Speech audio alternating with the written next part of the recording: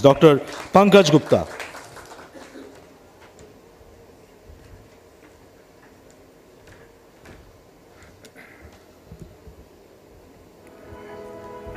Good morning, everyone. Thank you for having me here. So we have a short video to play. We'll start with that.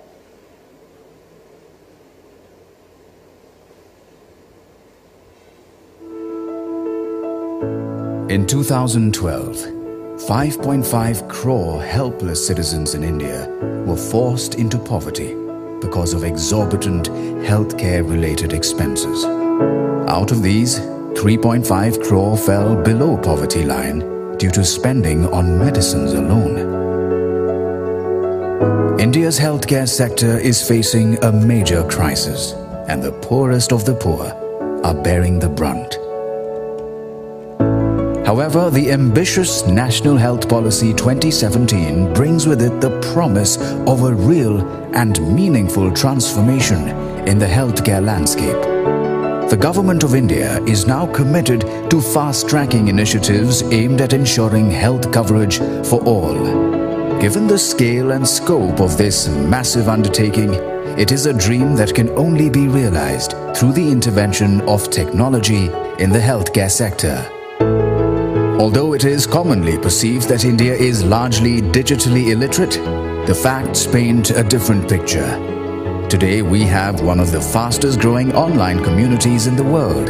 The spread of mobile technology and radically declining costs of data is transforming the way people connect, transact, and interact. Combine this with the grand success of Ayushman Bharat's healthcare coverage for the poor. The stage is set for the great Indian digital healthcare revolution. Imagine a healthcare system driven by digital personal health records, where information technology is used to leverage data, thereby enabling access to quality healthcare to anyone, anytime, anywhere. Where a national digital health ecosystem nurtures collaboration, co-optation, and interoperability among all stakeholders. The great Indian digital healthcare revolution is long overdue. If we can imagine it, we can make it happen. देश के 50 करोड़ से ज्यादा भाई बहनों को 5 लाख रुपए तक का हेल्थ एश्योरेंस देने वाली ये दुनिया की अपनी तरह की सबसे बड़ी योजना है। पूरी दुनिया में सरकारी पैसे से इतनी बड़ी योजना किसी भी देश में दुनिया में नहीं चल रही। पूरा यूरोपियन यूनियन, उसकी जितनी आबादी है उतने लोगों को भारत में ये आयुष्मान भारत योजना का लाभ मिलने वाला है।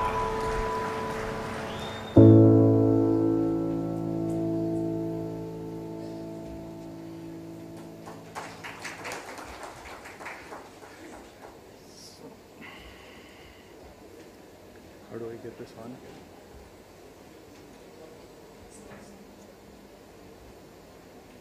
How do I get this on? How do I get this? Presentation. That's done. Okay. Thank you. Thank you for having me here. Once Modi ji has said, I really don't have to say anything. But I will just talk about the work that we are doing based on the government's policies. Access Health Digital is a not-for-profit entity. We work in 8 different countries with governments very closely. In India, we are working with the government on the National Digital Health Blueprint and many of the things that have come out based on the blueprint. So, the journey actually started many years ago, and I have been wearing different hats and working on it in various different projects. I will not go into a whole lot of details, but if you look at the way it has panned out,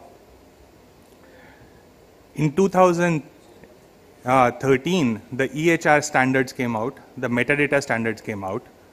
And then in 2014, when Modi ji came, if you see the graph started rising up rapidly because the policy started changing and all of that was started to sort of come into a cohesive structure.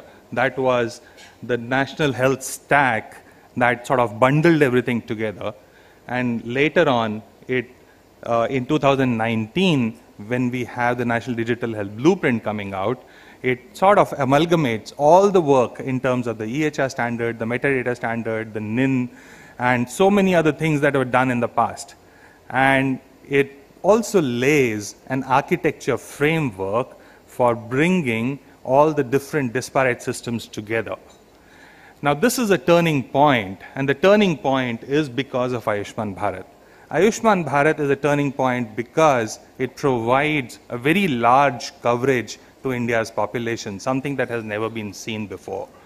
And there was a need to put a very robust IT platform at the back to be able to make this happen, without which it wouldn't have been possible to take Ayushman Bharat forward. There are three important things that I will talk about today. One is the silos systems that are working in the public health as well as in the private sector. These are the systems that don't talk to each other. The second that I will talk about is the financial lever that Ayushman Bharat provides and why. And the third one is governance in terms of standards and the digital health governance.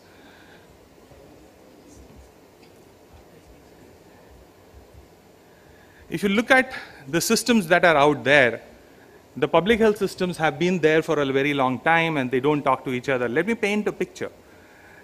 If there is a woman who has had tuberculosis in the past and she delivers a low birth weight baby, there is no way we can trace it back to figure out whether it was because of the tuberculosis or not, because all this data lies in different systems and they don't talk to each other. The private sector is just as bad. It's all broken, it's all silos. So how do we bring this together? If we really have to go to the next level, there is only one way. We have to stitch all the different pieces together. And that's where the first effort was done, which was the electronic health record standards, which were put in place. It laid out, and I can see Bediji sitting here. It laid out for the first time as to how do you bring all these different systems together. So it said the what and the why. The how was in the metadata data standards for health. It gives the building blocks in terms of data elements. A data element is a container that gives you the size, it gives you a data type, and it also tells you the value sets that go into it.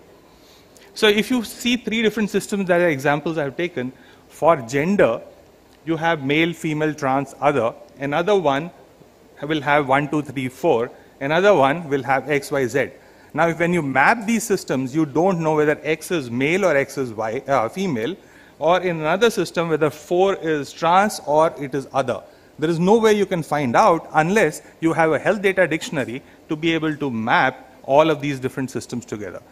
I was interviewing somebody from RSBY, and they said, in RSBY, they had 16 different genders. Can you believe that? Because every system they dealt with had a different way of, sort of codifying the gender. When they collated everything to make all the payments, there were 16 different genders they had to deal with. Now, this is the reality of the situation we are dealing with, and obviously you need a common standard to be able to interface all of this together. Otherwise, things won't work. The National Digital Health Blueprint has taken a lot from the EHR standard and the metadata standards and built an architecture on top of it. It says that you need an ecosystem to be built at the national level to bring all the different pieces together. It lays down building blocks, 35 building blocks, and it also leaves innovation to the market to decide and build more building blocks. we as an organization have been working in putting together some building blocks, and I'll talk about that. It also sort of lays a framework for governance. It says the National Digital Health Mission has to come up, and an authority has to come up that will look after the digital health governance. So that's the blueprint in short. Talking about the financial lever, we did a lot of independent research. We studied different countries. What we figured out was that wherever digital health transformation has happened, wherever health system transformation has happened, always there has been a financial lever. Any country that has not had a financial lever, the health system transformation doesn't happen. And we've seen that in India also. We've tried to implement the standards again and again in the past 10 years, 20 years, and it didn't happen very well. These were beautiful books that were printed, and they kept lying on the shelf. The industry did not adopt it. The reason was the industry always came back and said, what's in it for me? What am I going to get out of it? So there was no financial incentive. There was no incentive that the government could give. But that incentive now has come in the form of Ayushman Bharat. The reason is that, India's population that was covered by any kind of health insurance before Ayushman Bharat was about 10-12%. Now with coming of Ayushman Bharat, it goes above 50%. Now that's a huge shift. It's a maturation of the health insurance sector. What happens is the number of claims that are going to come is going to be so large that it cannot be managed manually any longer. Last year, before Ayushman Bharat was announced, the total number of health insurance claims were about 1.2 crores. Now going forward, it will go up by at least 10 to 13 times. We don't even have those many humans to be able to adjudicate those claims. We will have to put a very robust IT system in place to be able to manage this. Why does it become a financial lever? It becomes a financial lever. We work very closely with Niti Aayog, and the book Health System for New India came out. The chapter 5 is a digital health chapter. I'm a co-author of the chapter 5. In the chapter 5, we talk about e-objects. Now, these e-objects are bundles of services that will be taken from the provider side and sent to the payer side. So the hospital can send the claim in a standard format, in the e-object format, and then claim can be adjudicated by the health insurance very quickly. So this becomes a financial lever because then the health insurance can say that the turnaround time for the payment is going to be very fast. So whatever the manual interventions were required, that sort of go away with this implementation.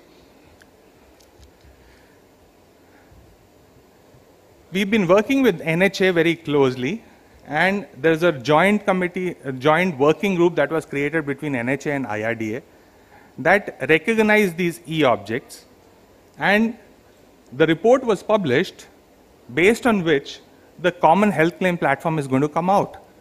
This is going to carry the e-claim object forward into the market. Now, how does this work? On the provider side, the hospital information systems will have to sort of tinker with their code. They will have to incorporate the e-object inside it so that they can send it in a standard format. It basically changes the game completely. The reason being, see, I've been a CIO myself. When Max Healthcare was happening, I was involved in that. I know most of the CIOs of hospitals. I reached out to them. I asked them, when this happens, what are you going to do? All of them said, we are willing to hang upside down to make this happen. Because today the payments get stuck from anything between 20 days to 20 months. If you can bring it down to a couple of days, we are willing to do anything to support it.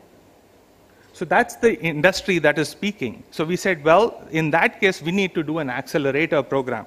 So then we launched an accelerator program. Access Health now runs an accelerator program for the industry. There are 22 digital startups and HIS vendors working with us, and they are implementing these standards that we are talking about. And all of them are going to be ready in about 6 to 8 months' time to be able to implement to the hospitals and be able to sort of send the claims in a standard format that we are talking about. So it's an ecosystem that is emerging, just that we are taking some initial building block and we are taking some initial steps to make this happen. This is in terms of, I'll skip a few slides in the interest of time and go to the accelerator that I'm talking. So what we are doing is we have defined microservices architecture, which is the latest architecture based on these standards. And we have given these microservices to all these startups. What are these microservices? This is the technology that was brought by Amazon, Netflix, and Google.